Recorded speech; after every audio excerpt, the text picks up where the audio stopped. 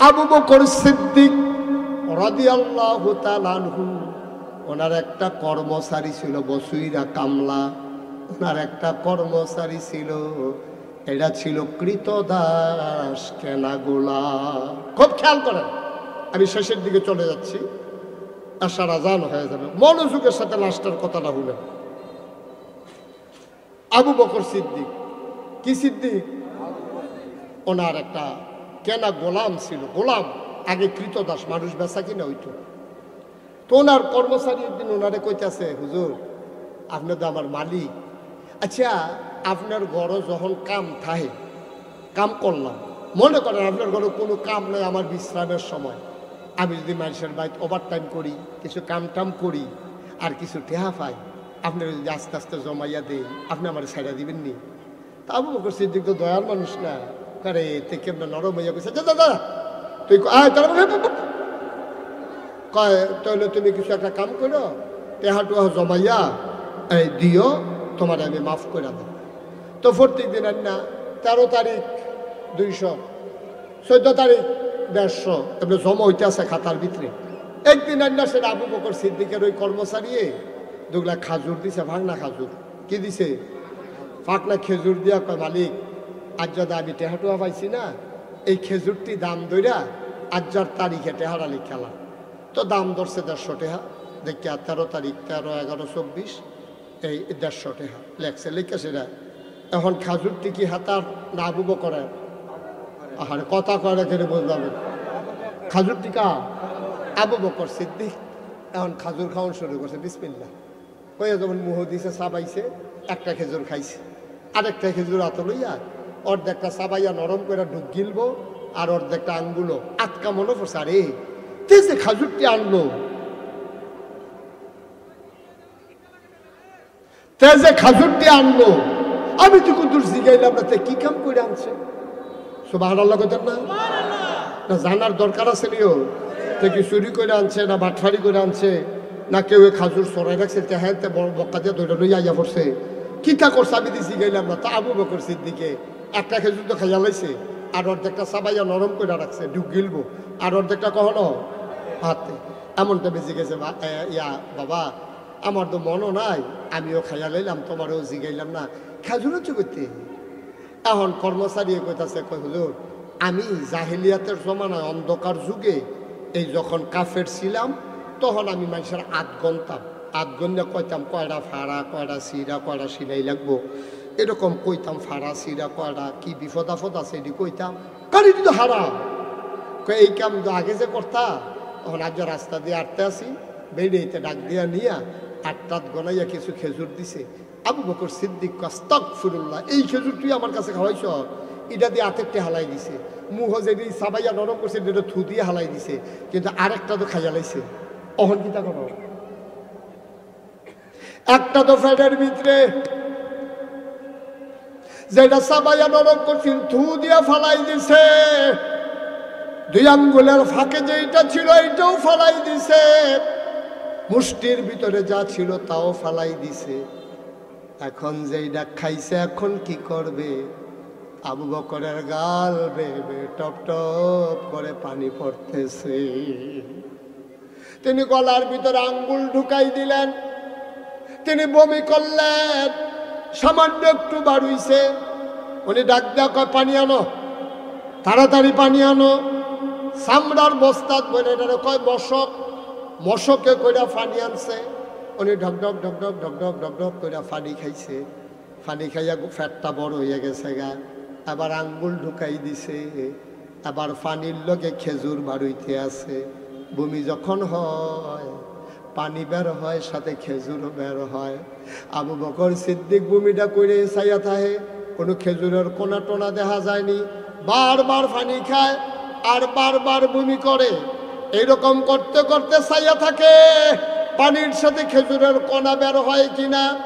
আর কর্মচারীরা দেখে গাল 2টা লাল, চোখ 2টা বড় বড়, জিহ্বাটা তার লম্বা হয়ে গেছে, বমি করতে করতে পেটে ফিটে লাইগা গেছে, কপালে ঘাম জমে গেছে। ডাক দেয়া কয়, আবু বকর ও মালিক আমার, গুস্তাখি মাফ কর দিজিয়ে, বেয়াদবি মাফ করবে, আমি বুঝি নাই, আমি বোকার মতো আপনার এই খেজুর খাওয়াইছি, আপনি তো মরে যাবেন। আপনি কি শুরু করছেন? এমনি বারবার পানি খান আর বমি করেন, আপনি তো মরে যাবেন। আবু বকর সিদ্দিক চিল্লান দিয়া কয়, একটা কণা খেজুর পেটে থাকার চাইতে আমি আবু বকর মরে যাওয়া অনেক ভালো। তারাও মুসলমান, আমরাও মুসলমান। তারাও মুসলমান, আমরাও মুসলমান। আমরা কিসের মুসলমান? লজ্জায় মুখ দেখানোর জায়গা নাই ভাই। হালাল নাই, হারাম নাই, মন যা চায় তাই করে। হগিন্নি বেডির লেগে বিস্কুট আইছে, হেই বিস্কুট আমরা তারা খাইয়া বইয়া রয়েছে, ঠিক কিনা? নাদান কারে কয়, নাদান কারে কয় চিন্তা করো বেড়া। খাইলেও দিন যায়, না খাইলেও দিন যায়। তুমি কি খাইতে আসো, কি ফেডো লইতে আসো? তাইলে মুসলমান, আজকের ওয়াজ আমরা শিক্ষা নিলাম। এক নম্বরে, আমরা আল্লাহ মানুষ বানাইছে কেন? সবাই বলেন কেন? তাইলে আবাদত কবুল হওয়ার শর্ত কয়টা? এক নম্বরে সহি, দুই নম্বরে সঠিক, তিন নম্বরে হালাল। এই দিয়ে যদি মান্না চলতা পারো, সেজদাটা দিতে দেরি, তোমার সেজদা কবুল হইতে দেরি হবে না। বলো সুবহানাল্লাহ। সেজদাটা দিবা, জিলা ধরবো, জিলা মনে হইব যেন আল্লাহর কুদরতি ফাউডির ভিতরে সেজদা দিতে আসো। তুমি কানতে আসো, সেজদা গিয়া আল্লাহকে কান্দিস না। গোনা করলে করছত। আল্লাহর নবী কয়, পাহাড় পরিমাণ গোনা কইরা মাছির মাথার পরিমাণ একটা ফোঁটা চোখের পানি যদি ছেড়ে দিবা, ওরার মানুষ, তোমরা আমার নিজের মানুষ। সারা বাংলাদেশে কত জায়গায় যায়। গত পরশুদিন মাহফিল ছিল আমার ভাঙ্গা ফরিদপুর, এর আগের দিন মাহফিল ছিল আমার ঢাকা গুলশানে, গতকালকে করলাম ব্রাহ্মণপাড়া নাইগড়ে, আজকে আড়াইওরা, এখন যাব মিথলমা, রাতেই চলে যাব টাঙ্গাইল, পরের দিন সাভার। চলছে গাড়ি। সুবহানাল্লাহ। বাইরে ওদের তুলনায় তোমরা আমার কত কাছের মানুষ। আমার বাসা কুমিল্লা শহরে, আমার বাড়ি গুমতির ওই পারে। আমরা এক ঘরের মানুষ, এক জায়গার মানুষ। সবাই মিলে আজকে সিদ্ধান্ত নেই, একসাথে যেমন চলতেছি, দুনিয়ার সামান্য আগুন, সামান্য একটু গরম আমরা সইতে পারি না, সুতরাং জাহান্নামে গিয়েও আমরা থাকতে পারবো না, ঠিক কিনা? আমরা সবাই জান্নাতে যেতে চাই নাকি চাই না? সবাই যাইতে চান? মাশাআল্লাহ, যাইতে চান? যাইতে চান? কাসার ভাইয়ে গিয়া আবার একটু বাড়িয়া আবার যাই, এবারে দুইবার হাত তুলছি। কইরা গেল না কাসার ভাই, এবারে মনে করছে নাগেশ্বর হুজুর আত্মীয় মানুষ, আমি বুঝি না গিয়া। সবাই কনা আমিন। আমরা সবাই মিললে জান্নাতে যাইতাম চাইনি ইনশাআল্লাহ।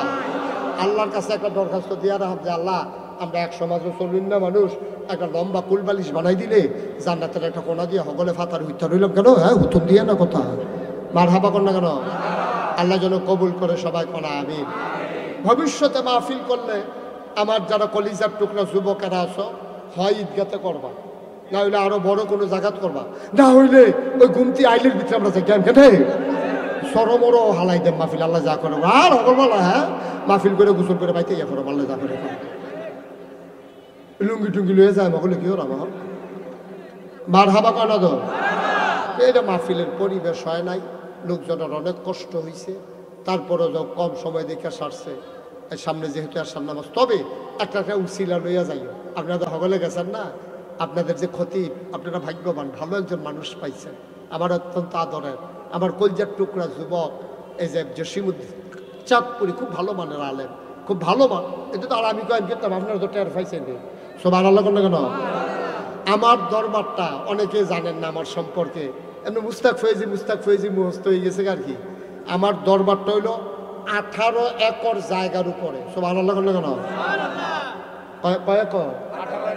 18 একর কি তা বুঝছে? 1800 শতক। কয় শতক? 18 শতক। আরে শ